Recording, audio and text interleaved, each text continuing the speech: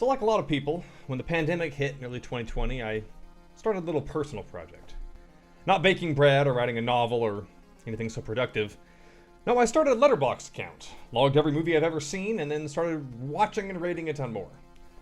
Looking back after almost 3 years, I've watched a lot of films. Some great, some just okay, and 10 in particular that were so bad, I'd rather sit in a crowded subway car during flu season than sit through them again. This is a list of 10 films that are worse than COVID. At number 10, we have Max Payne, a misshapen, thinly stylized action flick which only nominally adapts to the video game series of the same name. Mark Wahlberg is theoretically in his element as a beleaguered vigilante cop, but his snark is tamped down and he's given barely any substantive dialogue to work with. The performance not only fails to capitalize on his strengths, but on the look and attitude of the titular character. Save for an opening monologue, there's no hard-boiled voiceovers, and if that all-black ensemble was ever a skin in the games, I never unlocked it. Indeed, the classic noir aesthetic which made the first two Payne titles distinctive is basically non-existent here. There's some flashes of red during one beatdown which add a bit of verve, and occasional sub-Snyder bloom lighting, but otherwise this is just a generic cop picture. Well, that is, except for the intermittent scenes of ghostly Valkyries descending on and or murdering people. The creatures look creepy and intimidating, but ironically this is one fantastical foe that wasn't even in the games. If this was supposed to add a touch of supernatural mystery, nobody ever raises the possibility. The least a Max Payne movie could do was tap into the vein of John Woo / Matrix OTT shootouts that its source material capitalized on, but even that's scarce. There's a smattering of slow-mo moments one could charitably call bullet time, but aside from a scene where our protagonist flees a hail of both gunfire and fire sprinklers to crash through a door with arms outstretched Superman style, the gunplay is pretty unremarkable. I perked up a bit at the climax when Payne injects himself with the Valkyr super serum. I was down for the trope where an anti-hero shoots up and goes ham on a whole clown car full of dead meats, but doesn't that kind of muddy the morality of a drug's existence? The whole secret government testing cover-up conspiracy plotline feigns its relevance with a reference or two to the war on terror, but in a movie that already has crime drama and flying monsters, Bush administration commentary is one theme too many. Even with a villain monologue and generous flashbacks, I still never understood why the bad guys killed Payne's family, and the reveal that the Valkyries are just hallucinations caused by a big pharma bad batch doesn't gel with prior scenes where deaths are clearly attributed to an inhuman force. It's a shame because there's still a surprisingly robust supporting cast for what was, at the time, a video game adaptation well past its sell-by date. In addition to Mila Kunis as an equally boring but foxy Mona Sachs, we get Olga Kurylenko, Chris O'Donnell, Beau Bridges, Ludacris, and Nelly Furtado cameo. For some reason. Number 9 is Legion, a spooky yet terminally bland horror flick which makes some appealing casting and production choices, but is mostly damned by familiarity. Paul Bettany is on point as the handsome, tatted, heat-packing Archangel Michael, who helps protect a band of travelers making humanity's last stand behind the walls of a roadside diner when a biblical apocalypse descends upon Earth.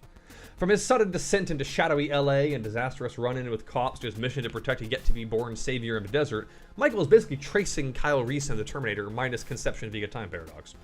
While not known for his heavenly aura, Kevin Durand is suitably unsettling as his more ruthless counterpart Gabriel, but while that pair's angel-on-angel brawl at the climax is entertaining, none of the action is especially well shot or staged. Making God the de facto villain of your story is a ballsy move, but when the result is just standard hordes of creepy possessed folks Jacob's laddering all over the place, the midpoint twist of subbing in angels for demons as baddies is 6 of one, half dozen of the other. The film never quite reaches the eerie high of its first set piece either, where an elderly lady starts cursing and climbing the walls as an appetizer for the titular deluge of foes. The ever-limber Doug Jones subsequently turns out as a memorable ice cream man, but the monster is so random and dies within a minute of appearing that I'll bet money it was someone's pet concept lifted from an entirely different script. Even putting aside how convenient it is to have mankind's salvation be Lucas Black, good old boy working at a gas station, there's just too much boring dialogue between boring people with boring problems to pad out the shooting and stabbing. As with The Purge, it's a shame to see a clever, chaotic concept wasted on a cramped siege picture. We get a brief glimpse of heaven in a flashback, but it's scarcely enough variety when everything else goes down in one location. My favorite part was Dennis Quaid seeing an emergency broadcast system warning reading, "This is not a test," and saying, "Must be one of them test things." Moving on to number 8, there's Amber Alert, an under-the-radar found-footage thriller which is only even slightly alerting in its climatic moments. For the most part, the film is just two 20-somethings, seemingly college students but with the vague schedules and concerns of high schoolers, yammering over each other in the front of a sedan. One is a reluctant schlub, the other is his idealistic and implausibly cute platonic friend, and their cameraman is a comparatively mute preteen. With this rapport, the hour 20 runtime feels like twice that, especially with the dry, flat highways of Arizona as a backdrop. No disrespect meant to residents, but it's not the most cinematic state for a story that's just some friends tailing a child abductor. The film presents itself as footage acquired at a crime scene, and the protagonist's determination to keep shooting is justified by bugging the suspected perp's car, which fulfills a foundation for found footage, which most films of the subgenre admittedly don't clear. However, such realistic ambitions are undercut by instances of legally prudent but nevertheless distracting censorship. Numerous brand logos are blurred, though never mind the Pepsi and Visa signs in a restaurant later, as are phone numbers bleeped and license plates pixelated, including that of a de facto antagonist, which deflates the theoretically iconic moment when our heroes match it to the one of the Amber Alert. The film scores its few points from the distinctive setting of its finale, a dilapidated and labyrinthine suburban home full of increasingly depraved furnishings which tilts the tone into nail-biting horror. On the whole, though, its compelling story hook isn't enough to sustain a feature-length tale. There's one midpoint twist which lasts for all of a few minutes and can be seen through just by looking at your streaming progress bar. I kept expecting a reveal that the bad guy was a cop, which would explain why other police never show up and the titular alert is prematurely called off, but I guess that would have been too clever for this script. At number 7 is The Dinosaur Project, another found footage film, this one an adventure which boasts some beautiful environs and competent special effects, but also every weakness of the subgenre with precious few of its strengths. Blair Witch meets Jurassic Park is one heck of a premise, but even though the movie's only about 80 minutes long, it feels like the full Cretaceous period with how many cliché scenes and mediocre characters carry us throughout. There's the generic behatted British explorer dude, the teenager, the boom mic guy, the local who tries to warn our heroes about the sinister ancient forces soon to befall them, and plenty of face-in-the-camera confessionals. Moreover, found footage pictures not giving a damn about looking consistently believable is nothing new, but never has the contrast between peace and panic been so severe. One minute you'll have absurdly photogenic people milling about, immaculately framed and lit, and the next is your standard nauseating hollering and running through the underbrush. The CG dinosaurs look good, not great, and it's never spelled out what the deal even is with them. I gathered it's got to do with some gateway stirred by deforestation, but are we talking the center of the Earth? An alternate time and space, or just a well-concealed island? In any case, I was holding out for a T-Rex, but don't let that poster fool you. The beast's lone appearance is a background cameo in the closing moments. The only saving grace here is the setting, which if it wasn't shot on location, at least looks the part, and it looks great. Can't say if I recall any other found footage films that take place in a jungle, and for that, and only that, it stands apart from the crowd. Now number 6 would be The Collector, a cruel, confusing, torture porn take on Home Alone that skates by with some clever kills, but is overwhelmingly unpleasant and dated. From the wannabe 9 Inch Nails opening credits to the urine-colored tint on any moderately lit scene, to an entirely superfluous stroll through a strip club, this is cinema getting the last dregs of nu metal horror out of its system like few others. The gore makeup and effects are strong enough, but there's a weird reoccurring bit with a spider rendered in pretty mid CGI. The idea of entering a normal home, your own in particular, and finding it transformed into a deadly maze is compelling in theory. If nothing else, it's yet another antecedent to the Escape Room franchise. Apparently the film was originally pitched as a prequel to Saw, but whatever deletions that first draft must have gotten were clearly never replaced. There's zero damn explanation of when, how, and why the killer filled this random house with innumerable traps ranging from a humble staircase full of spikes to an elaborate pulley system which somehow launches a girl into a projection screen full of nails. Some of them don't even make sense. What's that Nickelodeon slime-looking acid all over the master bedroom floor? How about just hiding in a closet and stabbing some folks, buddy? The slasher himself, with an ambiguously supernatural gleam in his eyes and occasional childlike grin, is also a kernel of a good concept, but on balance, he's just another mute madman. Score is pretty crap as well.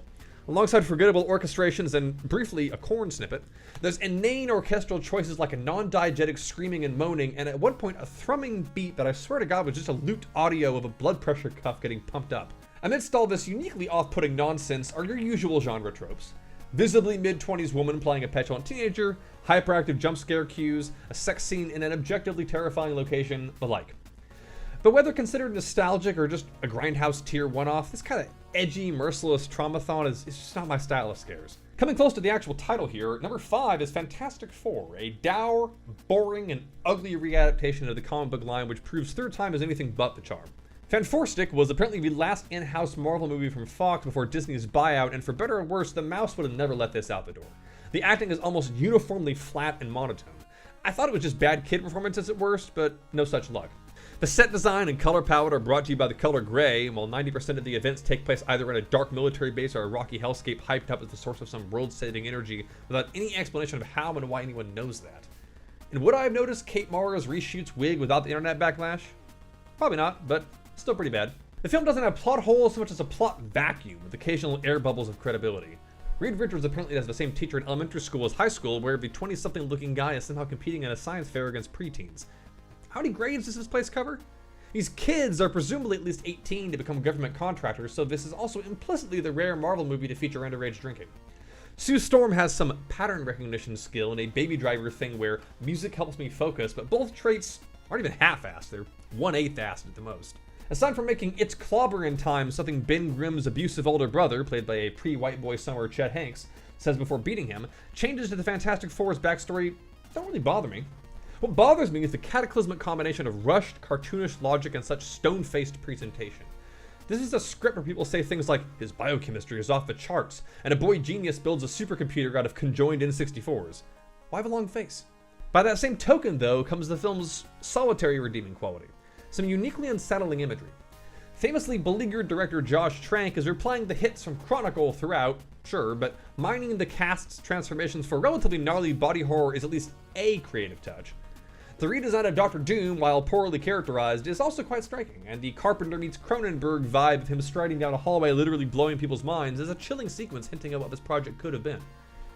Except he later makes a Ghostbusters reference, so the intimidation only goes so far. In the opening, the 20th Century Fox logo fades away such that the F remains visible for a fraction of a second longer. It was kind of them to give you the film's letter grade right up front. Home stretch here. 4 is The Darkness, an astonishingly bland horror movie which devotes its first 2 acts to people just checking on strange noises and its third act to a Latina riff on Poltergeist. Amidst its bevy of tropes culled from better media, the film tries to present distinctive touches but never commits. An implied contrast between the lily white tones of most sets and the sooty residue left behind by the titular entity is implied but never visually exploited. A metaphorical angle to The Darkness and a subplot about the parents' marital problems is brought up but never satisfyingly addressed. Meanwhile, tapping indigenous lore for the villainous force is a welcome change of pace from all your usual Judeo-Christian demons, but superficial and no doubt culturally inaccurate. At the crux of it all is a concept of autism as some kind of spiritual lightning rod, which is tacky at best, and mostly acts as a plot hole spackling which just bumps up against the usual creepy kid shenanigans at minute 1. The script in particular is pretty lame. Thudding, direct dialogue is the name of the game, and while Kevin Bacon salvages a few lines, one man can only do so much. Many shots and scenes abruptly end or begin, showing a rough ride through editing. Apparently this is the worst received Blumhouse movie ever, and it's not hard to see why. The scariest scene is also the most unintentionally funny. A reveal that Bacon's daughter stores containers of her own vomit under her bed, which goes nowhere. Third on my list is Horsehead, an off-putting, incoherent psychological horror film which has some compelling, competent production design, but is a total mess overall. The script and performances are pretty sophomoric, yet both seem to think that with the help from some glaring expositional voiceovers about the pseudoscience of lucid dreams, they'll balance out how the last half is pretty much just our protagonist fitfully phasing in and out of delirious visions without any clear metaphor to latch onto. There's a potent command of haunting imagery here, and the best backhanded compliment that I can give it is that making no sense is a strength when it comes to depicting nightmares. Most notably, the titular equine monster is a terrifying and iconic creation, and the moments when its pallid, moist face enters the frame are easily the eeriest. However, just as frequent, if not more so, is edgy crap that looks like B-roll from a Marilyn Manson music video, including our protagonist briefly making out with her mother in a nightmare despite nothing even remotely suggesting an edible complex between the two. And nonsense logic isn't even limited to a dream world. The inciting incident is our heroine's grandmother passing away, and when she arrives at her estranged parents' home, the body is just there, still, in the bedroom. I know it's a humble English village, but is that a thing? Just letting a corpse hang out at room temperature until the funeral rolls around? I would compare some moments to Silent Hill, but such would do a disservice to that series' legendarily moody soundtrack. Here, events are overwhelmingly scored by cacophonous dubstep up to and including a montage of the main character, rolling over in bed. If you ever wish that Freddy Krueger was played by Mr. Ed and that is literally your only bar of quality, then congratulations, weirdo. Here's the flick for you. Number 2 is certainly that. Godsend, a tepid, inane sci-fi horror film that runs of a smidgen of an interesting mystery but ultimately makes for a damnable entry in the bad seed subgenre. Everything from the central premise, when their young son is killed in a tragic accident, a mysterious fertility doctor gives a grieving couple a chance to resurrect the boy through cloning, to the twist makes aggressively little sense. Nature versus nurture be damned, apparently a kid will basically just turn out exactly the same by cloning them from a cell, and a doctor can somehow secretly conduct this entire procedure while also financing its subjects for almost a decade. Entire months and years are skipped in the first act of scarcely a blank, so the story can get nowhere fast. A reincarnated Adam, subtle, sometimes acting crazy, except when he doesn't. Learning what the kid's deal is had my intention for a while, but the eventual parlor scene baffled me. Robert De Niro theoretically elevates the project by sheer presence, but even he can't buoy a film where one of the main characters is played by Cameron Bright. Bright's got the creepy meets cute kid vibe on lock, but he's no Haley Joel Osment in the child acting department. Everyone else is pretty meh as well, and the direction isn't anything special either. There's a couple of decent chills when Adam is having spooky visions, but mostly it's not even that frightening. I swear a scene or two beefed a basic jumpscare by not even having the noise on the soundtrack sync up with the things coming into frame.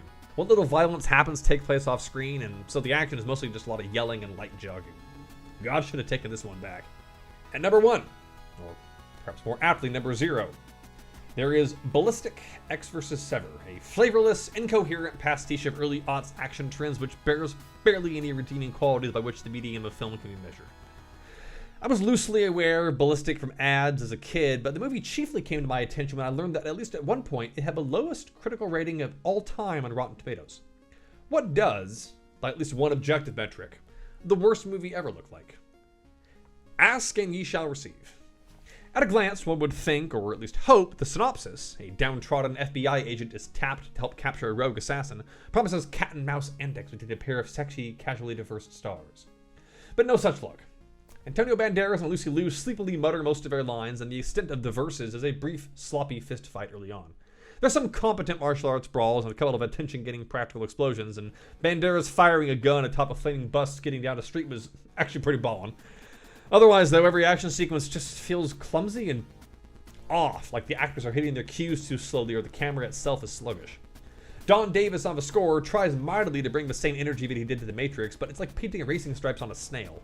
And the odd whooping and spoken word segments in several funky tracks are a bizarre distraction. Dialogue scenes, too, look cheap and bland, and the entire film has this grayish sheen to it, like it was basted with liquid mercury before hitting the cutting room floor. With that poster, that this film made $20 million isn't surprising, but to cost $70 million is certifiably insane.